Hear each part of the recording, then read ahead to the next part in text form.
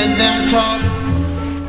And welcome to Let 'Em Talk. I'm Paul DiRienzo. We got a great show in store for you. I love it. We have a real live activist who has been at the forefront of many different movements for racial justice in New York, and is a well-known force in New York, and his name and his face are really precede him as a person who has had a tremendous amount of courage in his life, and has really stood for, and walked the walk and talk a real authentic activist, New York City activist, a resident, a good friend of mine, Randy Credico. Welcome to Let Them Talk. Hey, it's great to be here. Am I supposed to look at the camera or look That's your, right to you're camera? the red Okay, light sure. over there. Yeah, this is great. Yeah. Great to be back, Paul, and I feel the same way about you. You've been a very, very very effective activist and very passionate activist all these years that I've known you, which is goes back to the early 90s, and so it's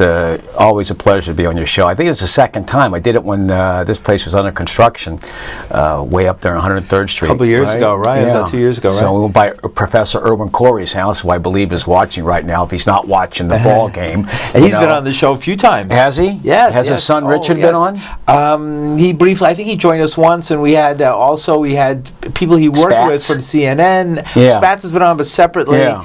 And He and Richard worked together, I think. Yeah. Spatz and Richard. Oh, really? Spatz is on. Yeah, he's a funny guy. Yeah. He's a funny guy, and I have dinners there on Friday So night. you've been hanging around with Reverend Corey. Professor Corey. He's in great shape. He really is. He's mentally How old is he now? alert. He's 101 years old, July 29th. He was born the same year as my father, 1914. He's a few months younger than my father, but he's in great shape. His son's in great shape. They're both very funny guys. I've known them for a long time. Irwin I met in Las Vegas back in '77 when I was working the Sahara Vegas in the Casbah room, and he was there with Bill Hicks as well. No, I met Bill Hicks in the '80s, late '80s, and he thought I was just an impressionist. He didn't know I did political stuff, but that was back '80. But way back in the '70s, I worked in the lounge at the Sahara Casbah Lounge in a review. It was a T&A show, Tits and Ass show, they called it. I hate to say it, but that's what it was. It was Pinup 77. They had 5 dancers. They had a Adagio dancer. They had a band. They had a couple of singers, a juggler, and they had me doing the comedy. And Irwin had his own show opposite us. It was Irwin one week, then it'd be Waylon Flowers and Madam, Pete Barbuti. It'd be one of those acts that made $5 to $10 grand a week, and that's what our show made all together. So when Irwin was there, and he was, first time I met him, I got to tell you, it was like a comet coming through. Never saw anything like it. You know, the professor running around with that cap and gown, and David Brenner, who he didn't like at the time. He ended up liking him at the end. But back then, he didn't like David Brenner. He was saying, David Brenner! He went to the baccarat table, went to the poker room, into the crap table, saying, David Brenner sucks! You know, in front of the casino manager. I mean, this is like mob time. We both worked. We both did bumpers for, if you saw the movie Casino. Yes. With Robert De Niro. We worked for that guy. It was Frank Rosenthal had a show. He ran Argent Corporation, but he did it as the entertainment director because he couldn't get a casino license. So he just said, all right, I'll be the entertainment director, which he didn't need a casino license for.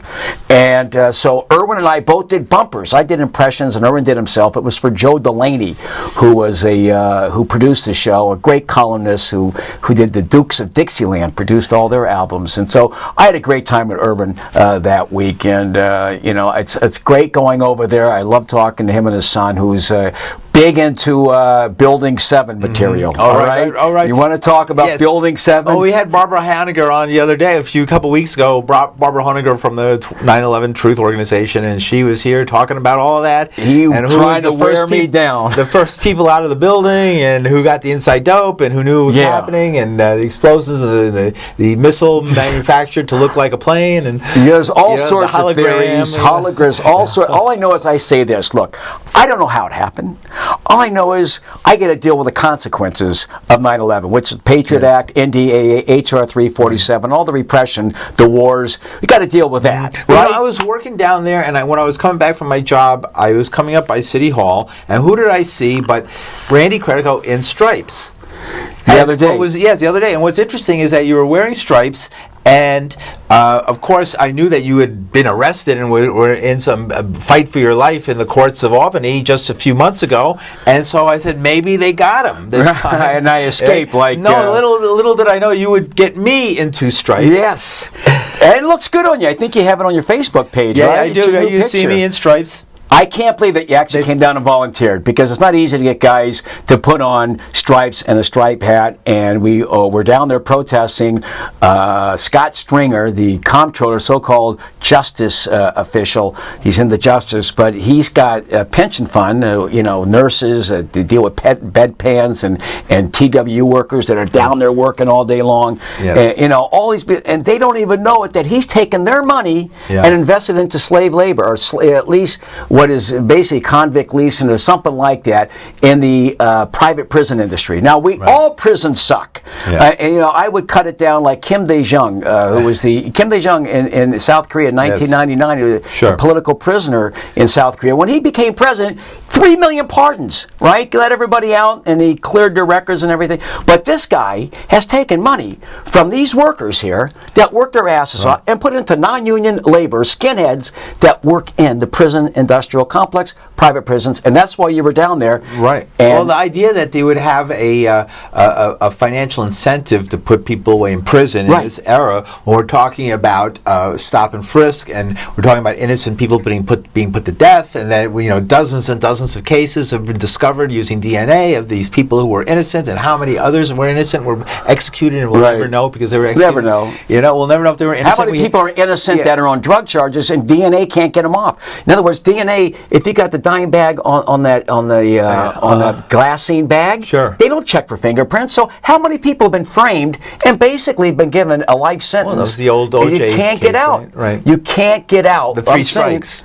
Well, even with one bag here in New York, I know a guy just got 12 years, even after the Rockefeller laws have been modified, not repealed. But a guy just in what city is it? Kingston. Just a nickel bag that somebody else saw. The judge gave him 12 years in prison. Of course, it just happened to be black. But there are still a lot of people who get convicted, and the cops say he saw the guy sell the bag, and it's the DA that will encourage the cop to lie on the stand, and the judge, who is an ex-DA, assistant DA, who is making the decision, giving them the time. So you got this triumvirate, what do you call it when you've been trifurcated? What's the word? Triangulated by, it's all those, and everyone's they afraid. get triangulated. Juries need to go in there and say, no, take it out of the hands of law enforcement. It's not just the police. They're the Lieutenant Callies. You're going to have to go after the William, what's his name? The guy who did the Vietnam War. William Westmoreland. Moreland, and the guy, the architect from Chrysler, Richard Corey. Tell me who it is. But that you have the decision making by judges, by politicians, and the assistant DAs. Robert McNamara. So those are the guys, and you got the Callies that always take the hit, right? Sure. That the cops take all the hits here. Right. It shouldn't just be the cops. It's the assistant DAs who are all white. They're all like a bunch of creeps that they went to these different Ivy League colleges, and they practice there before they go to a big company. They beat up on poor black people, and their careers are tied to an incentive of putting as many people in jail. I heard a kid the other day when I was for as long as possible. Each one is another notch on your belt. Yes, exactly. Another step up in your career. I heard this 25-year-old punk, whoever you are with the blonde hair down at 100 Center Street, working for that guy Cyrus Vance, whose father was one of the architects of the Vietnam War. Cyrus Vance Sr. didn't work for Jim McCarthy and became a better guy, I suppose. But this kid, this 25-year-old kid, says in the elevator, I got 6 years on that guy. The judge, he was like high-fiving another assistant DA. This 25-year-old kid just drop-kicked a black man in the prison for 6 years, which is a life of hell.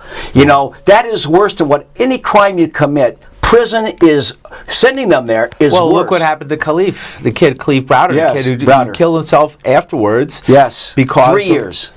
Because he was held for a book bag, and because he refused to plead guilty, they made his life hell in solitary confinement for year after year, and then dropped all the charges for what, even if it was guilty to steal a backpack. It was outrageous. Would a white kid in the suburbs spend 1 hour in jail for a stolen backpack? Not 5 minutes. Not 5 minutes. They'd let him go and say, don't do it again. But this kid, I spent some time today with Charles Grodin, Elaine Bartlett, who did 16 years in prison for a first-time drug offense in which she was set up on. 16 years with 5 kids. The horrible story. Read a book by Jennifer Gonerman, who, she was there too today. She's the one who did the story in the New Yorker about Khalif Browder. Yeah. She did the story. You got to read it. She got another one this week about someone that was killed up there in the crossfire. I mean, she's an incredible writer, and it's the unsexiest work to write about, prison stuff. You know what I mean? But she's been doing it since 1997, as far as way back when we started the Rockefeller drug law movement. Right. You know, so did you have anything to do with this breakout? the breakout? No, but let's be honest, we were all rooting for those guys, even though they did some horrendous things. We were rooting for those guys to get out. Unfortunately, the newspapers, they treated it like they did this. What did you think when you saw the governor walking through the tunnel where they escaped and walking through the jail cells and then you ordered and threatening the people? What, you say you didn't hear anything? You didn't hear anything? Yes, that was an implicit order to the COs and the correctional officers. He ordered a code red. Now, there have been a series of articles in the New York Times about the beatings. 60 prisoners. They got a guy, Captain America, who beating these guys just like it's Shawshank Redemption. They do it. The Inspector General looks the other way. The guy Iannucci, this guy who's the head of the Department of Correctional Services, did nothing. And these guys, 60 beatings, and the Times reported on it. Guess what? They got beaten up again and then transferred and beaten up at the new facilities. And guess who ordered the code red? It was ordered by, yes, I did it, Andrew Cuomo. I ordered the code red. You're damn right I did. You know? He ordered the code red. Yes, I wanted to embarrass the governor. You know, that's what he did up there when he went into the tunnel, took some photos. He ordered that guy to be shot just like Strother Martin did in Cool Hand Luke. All right? We have a failure to communicate. That's what that sign that said, that little thing says, have a nice day. Yeah. That was them mocking him. We have a failure to communicate. Right. So they shot the guy dead, unarmed. There's no video of it. The guy was armed. Bullshit. They shot him in the head 8 times. He was armed. And the other guy they shot in the back, and they're heroes. These guys are heroes. Right. And they beat up a bunch of guys, and the beating is still going on because we have a governor who is a psycho. He is a psycho. He really is. I know him very well. I know him really well, and he doesn't care. No more than Marcus Crassus cared about Spartacus's crew. Do you think that Elliot Spitzer was kicked out of his job because he was threatening to go after some of these people? Probably. Elliot was much better. Looking back, Elliot actually was... Client 9. Listen, he settled with Liz Fink and Liz Fink just passed away. Who was Liz Fink? Liz Fink was an incredible lawyer. Worked with Bill Kunstler and worked with Danny Myers and worked with Margaret Ratner Kunstler.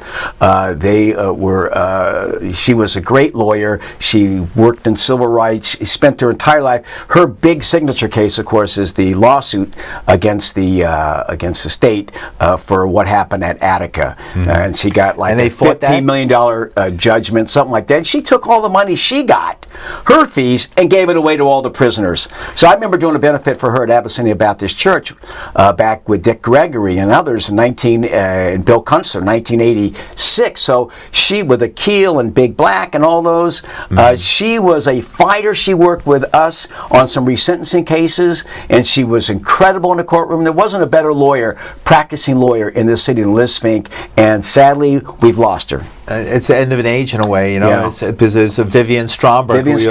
From Madre. Yeah. What a powerful force she was, and you know we're losing a lot of great people in this moment in which we really need a counselor right now. We don't have a counselor. Well, I was surprised because we met earlier tonight at somebody who they counted out 100 times and he keeps coming back. But Dana Beal coming back, doing some very good work on Ibogaine. That guy at the where was it? Yeah. It was at Hinley's Vaporium. And that's what I'm going to say that. Now, what is it that you've got? You've been holding this up and teasing us with this contraption. I don't want Dan Coughlin, anybody else to think that I'm smoking pot. or cigarettes.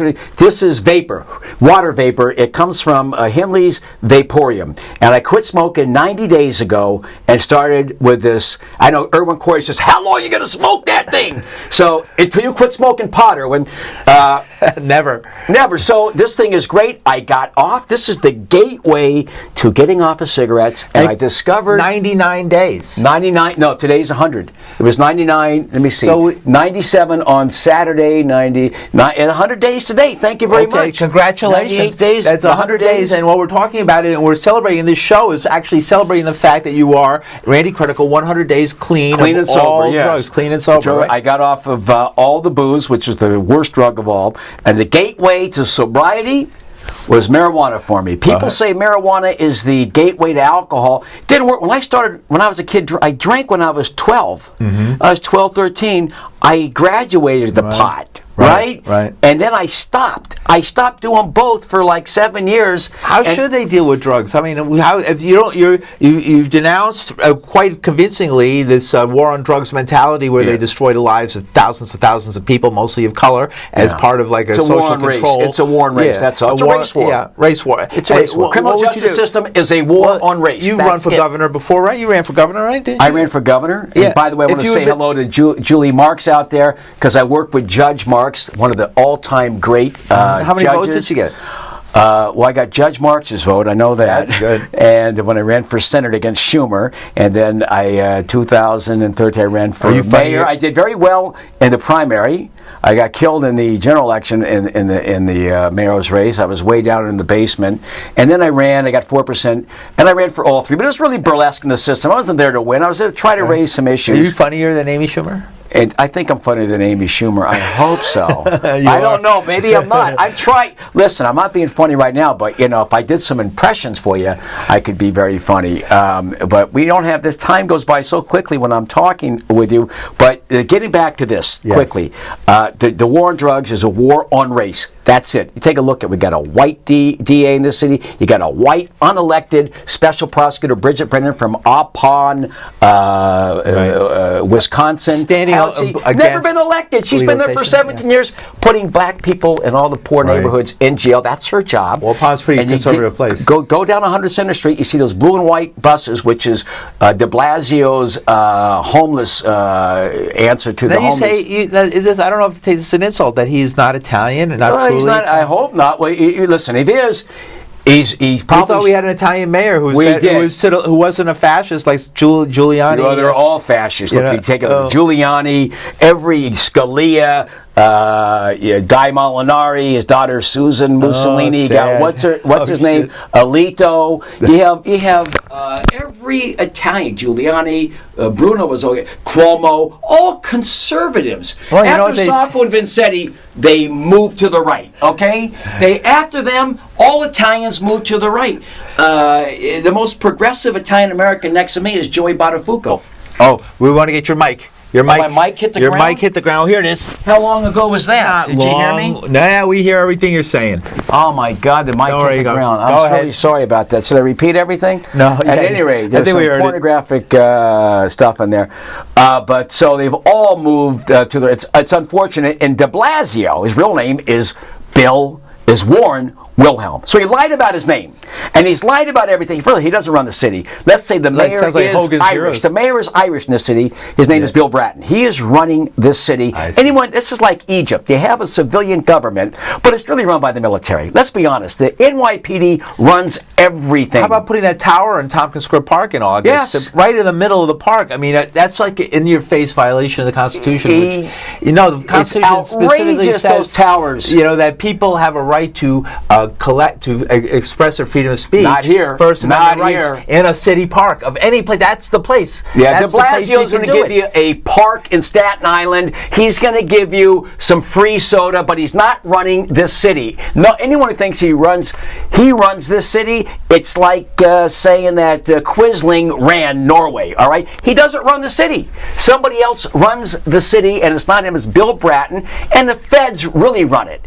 The feds really want to really get into this, let's be honest, this is the capital of the world. They're not going to let this clown, Bill de Blasio, the German-American, real name, Warren Wilhelm, all right? He's not proud of his father, even though his father lost a leg fighting the Japanese in World War II. His father was an alcoholic because of that, and so he disses him by saying, I'm going to get rid of that name. I can't win with that name if I run for mayor of New York, so I'm going to go with de Blasio, Bill de Blasio. You ever seen a 6'11" Italian? No. All right, Julius Caesar was 4'8". Marcus Crassus was 4'10", and Mussolini was the tallest at 5'2". You're the tallest Italian in New York? I'm the tallest Italian in New York. You take a look at who was the guy? Vittore Emanuel, who was the king when... Victor Emmanuel. Vittore Emanuel, yes. He was the king of Sardinia, but he was the king when Mussolini was in. The guy was like this. He was a short guy. Italians are small. They're not big guys.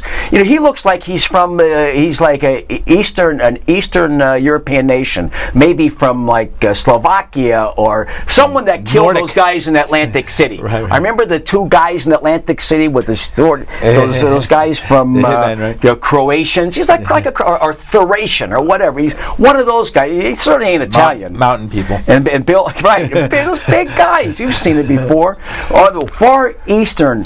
Big guys, you know, or maybe Russian. I don't know, but he's not Italian. Look at him. There's no Italians that big. Go. Not even the Italian Alps are that tall. Manchurian Candidate type of thing. Huh? Yes. Manchurian Candidate. I don't know where he came from, but he's maybe you'll see an Italian from the Albanian or from, like, let's see, the Kenyan who's become nationalized Italian who plays for the basketball team there. Oh, right. That's about it. That's the only Italian you'll see. No, but Italy's a diverse country if you go there. Right. But that's not in New York. And Andrew Cuomo's not Italian; he's Sicilian, and there's a big difference. Oh, really? He's Sicilian. Oh, yeah, that is big. Right? I didn't know that, but there is a big difference. Which means, and he says, so that would make him a self-loathing. I don't think Sicilians consider themselves Italians. No, not at all. They're not culturally. Maybe because they vote for the same office. But that's when Garibaldi went in there in 1870, he went there with guys from Genoa, 1,000. They liberated, and I got news for you. It was like mostly there were Sicilians. So this goes back to the whole idea of like basically corrupt right-wing Italians and phony Italians running New York City and New York State.